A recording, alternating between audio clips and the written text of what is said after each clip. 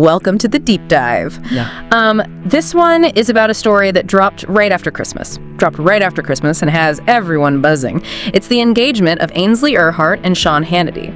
We'll be using their Wikipedia pages and a Times of India article covering their recent engagement to get the full picture. It's quite the unexpected pairing.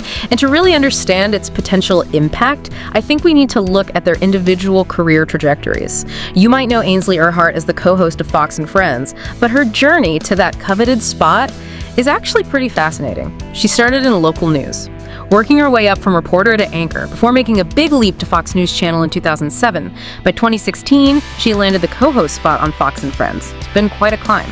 Sean Hannity, on the other hand, he is a bit of a titan in the world of conservative media. He's recognized for his strong opinions and his long-running primetime show, Hannity on Fox News.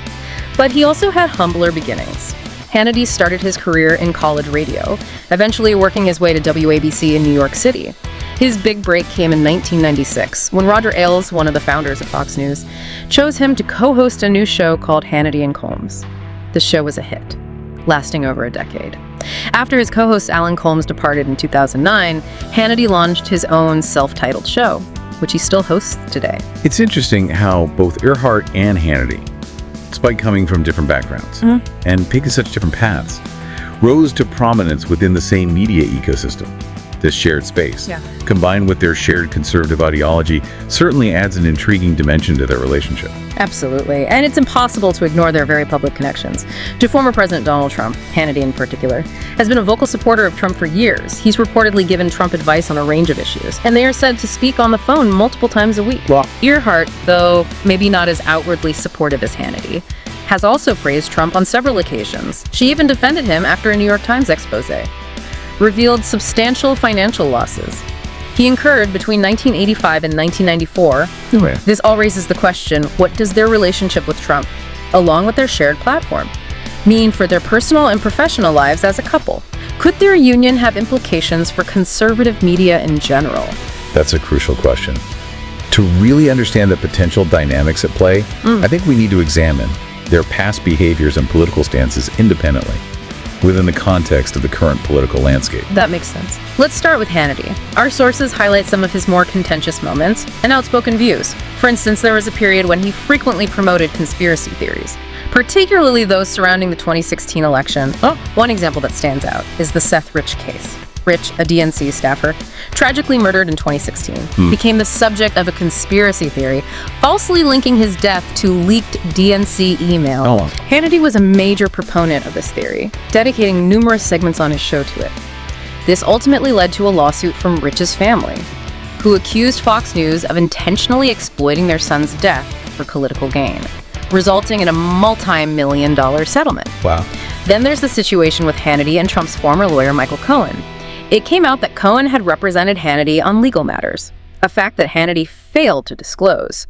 While publicly defending Cohen, during the special counsel investigation into Russian interference in the 2016 election, this raised ethical concerns about Hannity's journalistic practices and objectivity. Another example is Hannity's evolving stance on WikiLeaks and its founder, Julian Assange. He was highly critical of Assange in 2010, when WikiLeaks published classified government documents, even calling Assange a threat to national security. Interesting. But his tone shifted dramatically in 2016. When WikiLeaks released emails damaging to Hillary Clinton's campaign, suddenly Hannity was praising Assange and even offered him a guest spot on his show. This shift in position on Assange, along with his defense of figures like Roger Ailes and Bill O'Reilly, who faced numerous sexual harassment allegations, really highlights the inconsistencies in Hannity's approach. Looking at the broader picture, Hannity's actions and commentary raise questions about the role of opinion-based media in shaping public discourse and potentially influencing political narratives. You're right. It definitely makes you think. And Hannity isn't the only one who's made controversial statements. Earhardt has also had her share of on-air blunders and contentious remarks. For example, in 2017, she incorrectly claimed that 5.7 million illegal immigrants, might have voted in the 2008 election, a claim that had already been debunked. Oh, wow. And then there was her comment about the U.S. defeating communist Japan in World War II, this major historical gaffe. Highlighted a lack of fact-checking and historical awareness on her part. More recently, her comments about the COVID-19 pandemic raised eyebrows. She downplayed the severity of the virus, encouraged air travel against CDC guidance, and accused Democrats and the media of politicizing the pandemic, mirroring sentiments often expressed by Hannity and Trump himself. So here we have two very influential figures in conservative media, both with a history of making provocative statements and aligning themselves closely with Donald Trump. How do you see these individual histories playing into their relationship, and how might their combined influence affect the political landscape? It's a complex situation with many variables. However, given their past behaviors and their established platform, it's reasonable to assume that their voices will likely amplify each other's views and could potentially have a significant impact on conservative media and beyond. I agree. It's a development worth keeping an eye on, especially with another election year on the horizon. And remember, this is just a glimpse into their careers. There are more details and nuances to consider. It's important to be aware of their history of promoting unsubstantiated claims and conspiracy theories when evaluating their commentary. You're absolutely right. And speaking of nuances, there's a particular aspect of Hannity's background that we need to examine. Hannity has a history of making controversial statements on LGBTQ plus issues, particularly early in his career. Yes. Our sources point to some inflammatory comments he made during his college radio days, back in the late 1980s, when he was hosting a show at UC Santa Barbara. Right, during that time. He expressed some deeply troubling views on homosexuality, repeatedly referring to AIDS as a gay disease, and suggesting the media was deliberately withholding information about the virus. He even invited an anti-gay activist on his show, who promoted the false and harmful claim that AIDS could be spread through casual contact like sneezing. And it's crucial to remember that Hannity wasn't just passively letting these views be aired on his show, he actively engaged with them, echoing the sentiments and even comparing homosexual sex to playing in a sewer. He also used his platform to attack a lesbian colleague at the station, publicly stating he felt sorry for her child. These comments made when Hannity was a young man obviously don't represent everyone's views. However, they do raise concerns about his understanding of LGBTQ plus issues, especially given his current influence in conservative media. It's a stark contrast to the image he projects today. Absolutely. It's something to keep in mind when evaluating his commentary on social and political issues. Our sources also mention Hannity's history of making alarming statements about immigration and Islam. Yeah.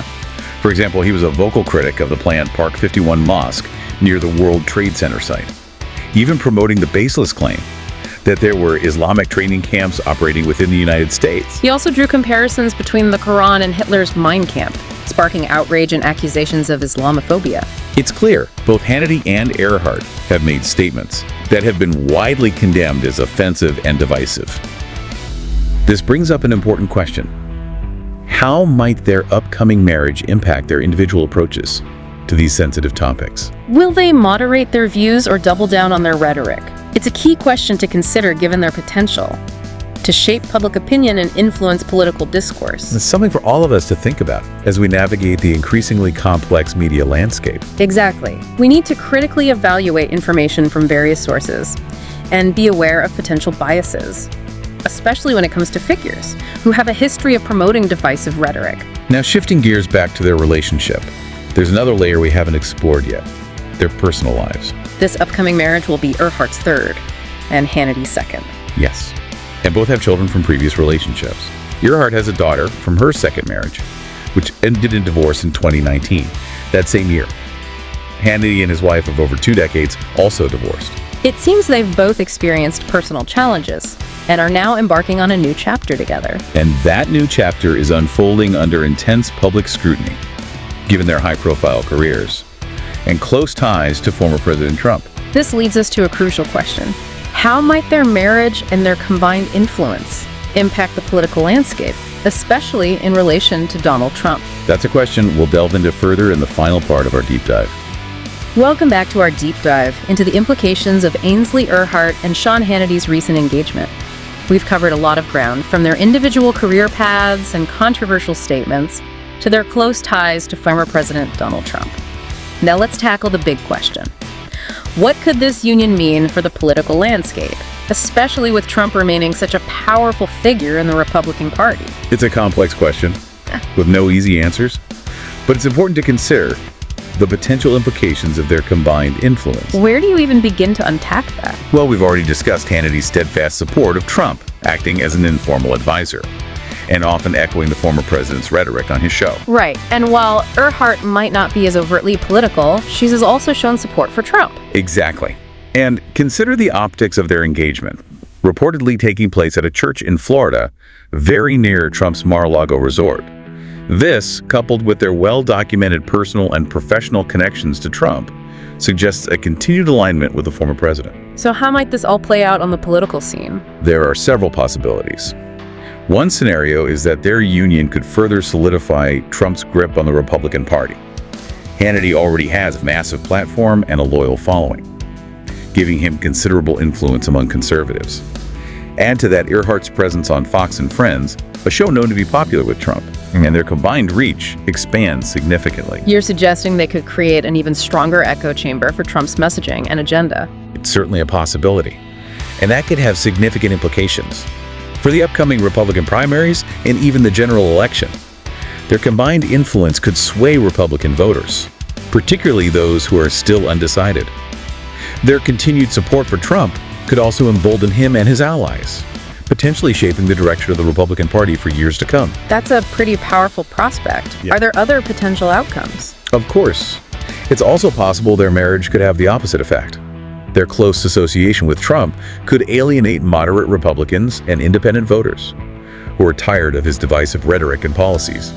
This could potentially weaken Trump's hold on the party and create space for other voices within the GOP. So it's a bit of a wait-and-see situation. Exactly. Only time will tell how their marriage will impact the political landscape. But one thing is certain: Earhardt and Hannity as a couple will continue to be a force to be reckoned with in conservative media. Their actions and pronouncements will be closely watched by both supporters and critics. So what does this all mean for those listening? It highlights the importance of being a discerning consumer of information. Don't just passively accept what you hear from any single source, even those you might trust. Seek out diverse perspectives, fact-check claims, and be wary of those who promote divisive rhetoric or unsubstantiated theories. It all boils down to being an informed citizen, which is crucial for a healthy democracy. Well said. We encourage you to keep the conversation going, engage with these issues, and form your own opinions based on evidence and critical thinking. Thanks for joining us for this deep dive. Until next time, stay curious and stay informed.